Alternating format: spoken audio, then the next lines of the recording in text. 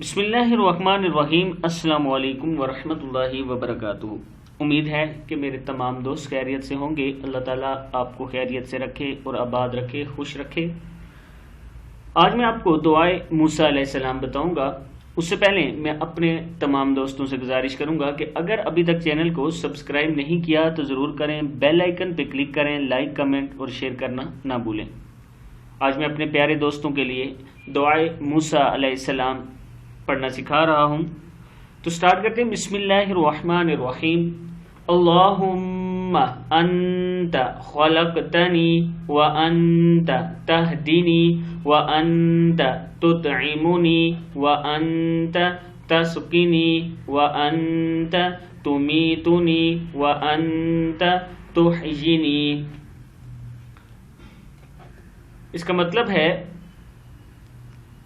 اے اللہ، آپ نے مجھے پیدا کیا، آپ نے مجھے ہدایت دی، اور آپ ہی مجھے کھلاتے ہیں اور آپ ہی مجھے پلاتے ہیں اور آپ ہی مجھے موت دیں گے اور آپ ہی مجھے دوبارہ زندہ کریں گے۔ حضرت حسن بصری رحمۃ اللہ علیہ فرماتے ہیں کہ حضرت سمرہ بن جندب رضی اللہ تعالیٰ عنہ فرماتے ہیں کہ میں تم کو ایک حدیث نہ بیان کروں جو میں نے نبی اکرم صلی اللہ علیہ وسلم سے کئی بار سنی، اس طرح حضرت ابو بکر صدیق رضی اللہ تعالیٰ عنہ سے بھی سنی، اس طرح حضرت عمر رضی اللہ تعالیٰ عنہ سے بھی سنی۔ میں نے کہا ہاں، تو انہوں نے کہا صبح و شام جو شخص اسے پڑھے گا اور دعا نہیں کرے گا مگر یہ کہ اللہ پاک اس کی دعا کو قبول فرمائیں گے۔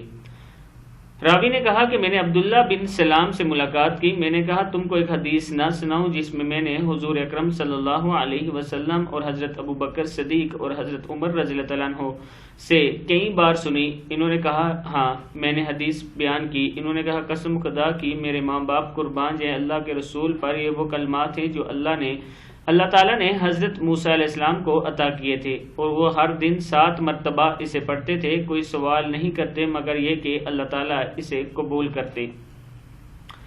دوسری حدیث میں ہے اللہم انی اعوذ بک من البرص والجزم والجنون والجنون پیشوا نون ہے والجنون ومن سیء الاسقام ومن سیء حمزہ زیر لام ال ہے ومن سیء الاسقام۔ صدق اللہ العظیم۔ اس ویڈیو کو آپ نے آگے ضرور شیئر کرنا ہے اور اس دعا کو دن میں 7 مرتبہ پڑھیں تاکہ آپ کو یاد ہو جائے اور نبی اکرم صلی اللہ علیہ وسلم کے فرمان کے مطابق آپ کی دعا قبول ہو سکے۔ اس ویڈیو کو آگے آپ دوستوں نے ضرور شیئر کرنا ہے۔ السلام علیکم ورحمۃ اللہ وبرکاتہ۔